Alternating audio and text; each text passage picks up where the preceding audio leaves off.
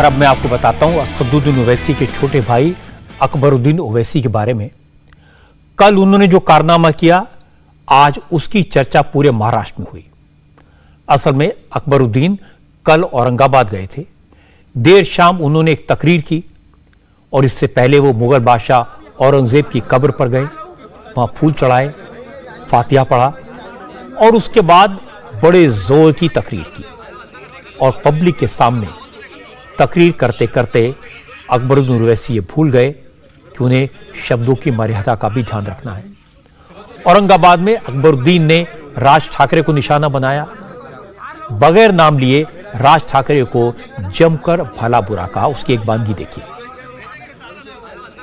नौजवानों से कहूंगा कि जो भी होने दो, जो भी का छोड़ो, मैं तो कहूंगा जो भी कुत्ता जैसा भी भौंकता है भौंकने, जो भी ब्रीड का जैसा भी भौंकता है भौंकने दो। कुत्तों का काम भौंकना, शेरों का काम खामोश चला जाना। बस भौंकने दो, जरूरत नहीं।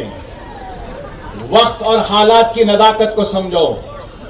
उनके जाल में फंसना नहीं, वो जाल बुन रहे हैं, तुमको फंसाना चाहते हैं, तुम फंसना नहीं। खामोश रहो, जो बोलता है बोलने दो, मुस्कुराओ और चले जाओ। अब जैसा मैं मुस्कुरा के जा रहा हूं, कितनी तकलीफ है इनको मालूम। अकबरुद्दीन जो कह रहे हैं उसको समझने के लिए मामले की बैकग्राउंड जानना जरूरी है। औरंगाबाद में 1 मई को राज ठाकरे ने रैली की थी, मंच से मस्जिदों से लाउडस्पीकर हटा लेने की चेतावनी जारी की थी। कहा था ऐसा नहीं हुआ तो वो अपने स्टाइल में सबक सिखाएंगे। अकबरुद्दीन ने 1 हफ्ते बाद आज राज ठाकरे पर एक से एक हमले किए। नाम नहीं लिया, राज ठाकरे को बेघर, परिवार से निकाला हुआ और न जाने क्या क्या कह दिया। असल में ओवैसी की पार्टी के पार्लियामेंट में 2 एमपीज हैं, हैदराबाद से खुद असदुद्दीन ओवैसी और औरंगाबाद से इम्तियाज जलील। इसलिए इस इलाके में इसकी पार्टी का काफी दबदबा है। अकबरुद्दीन ने इसीलिए औरंगाबाद में रैली की। ओवैसी ने अपने भाषण अजान, हिजाब और लिंचिंग के जिक्र से शुरू किए और मुसलमानों से कहा कि लड़ना नहीं है लेकिन डरना भी नहीं है। क्या आप डरे हुए? क्या घबराए हुए? यही बात है, आपने कुछ नहीं कहा।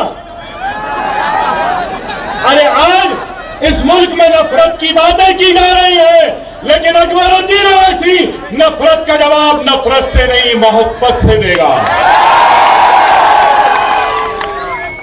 अज़ान की बात है, लिंचिंग की बात हो रही है, हिजाब की बात है, लेकिन याद रखो इन सब हालात से क्या तुम डरे हुए हो? डरना भी नहीं चाहिए। तारीख के औराख को उठा कर देखो। मैं बार बार कहता हूं कि मुत्तहिद रहो, इत्तेहाद पैदा करो। क्यों? कि तादाद में ताकत नहीं होती, इत्तेहाद में ताकत होती। 313 थे, इत्तेहाद था। 40 थे तो इत्तेहाद था।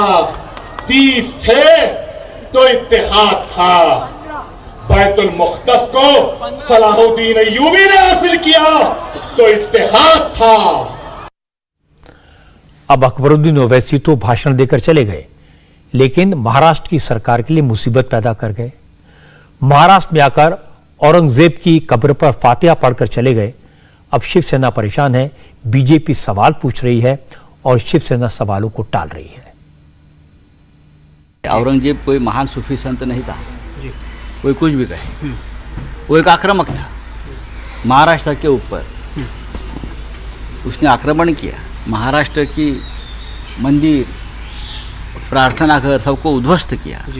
छत्रपति शिवाजी महाराज और बाद में 25 साल तक मराठा योद्धाओं ने उनके साथ बहुत बड़ी लड़ाई की है। ये इतिहास बताएगा आपको। लेकिन आप महाराष्ट्र में आकर उसी औरंगजेब के कब्र के ऊपर हाँ बैठेंगे और नमाज़ पढ़ोगे या और कुछ आपकी रस्में करेंगे, तो ये महाराष्ट्र को चैलेंज देने की बात है। ठीक है, हमने चैलेंज स्वीकार लिया है, समझ लो। औरंगजेब भी इस मिट्टी में हमने गाड़ दिया था, और जो औरंगजेब के भक्त हैं, जो राजनीति करना चाहते हैं, उनका भी यही हाल होगा महाराष्ट्र में। महाराष्ट्र की मिट्टी मर्दों की, शुरू की और शिवाजी महाराज की मिट्टी।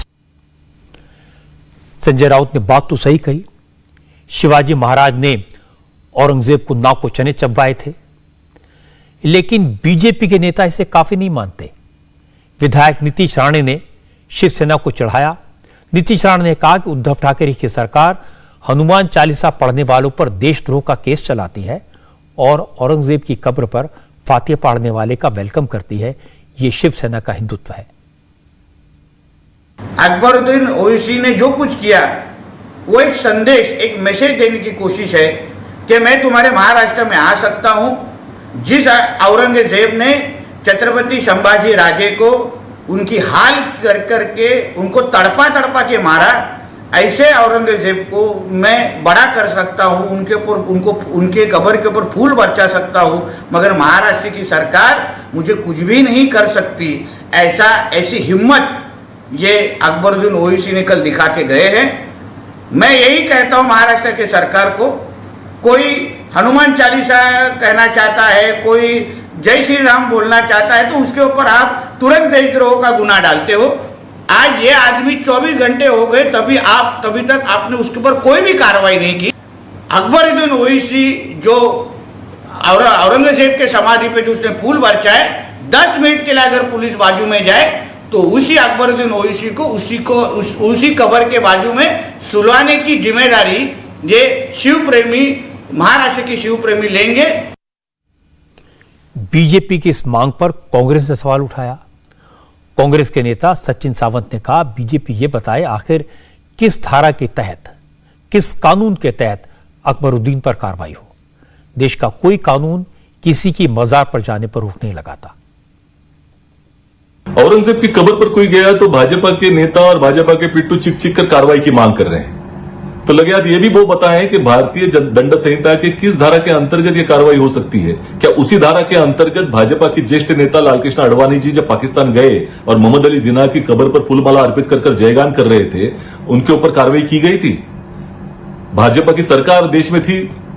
दूसरी ओर भाजपा के दूसरे सहयोगी नेता नीतीश कुमार जी, वो भी मोहम्मद अली जिन्ना की कब्र पर गए और फूलमाला अर्पित करके देश में आए, तो क्या उनके ऊपर कार्रवाई की गई थी? उनको जेल में डाला गया था? देश अभी भी संविधान के आधार पर चल रहा है। मरणांती वैराणी ये अपनी संस्कृति है और इसी संस्कृति के तहत छत्रपति शिवाजी महाराज ने अफजल खान को मारने के बाद भी उसकी कब्र बनाई थी। ये हमारा देश है, ये हमारा इतिहास है और ये हमारे आदर्श है। और जहां तक अंधेरी की पूजा करने की बात है, तो बहुत सारे इस देश में आज भी मौजूद है जो अंधेरी की पूजा करते हैं। भारतीय जनता पार्टी में ये मौजूद है। आज भी गोडसे का जय जयकार करने वाले भारतीय जनता पार्टी में कई लोग हैं। तो क्या उनके ऊपर भी इसी तर्क के आधार पर कार्रवाई नहीं होनी चाहिए? इंडिया टीवी हर वक्त हर जगह डाउनलोड करने के लिए सर्च करें India TV news Google play store या ऐप स्टोर पर।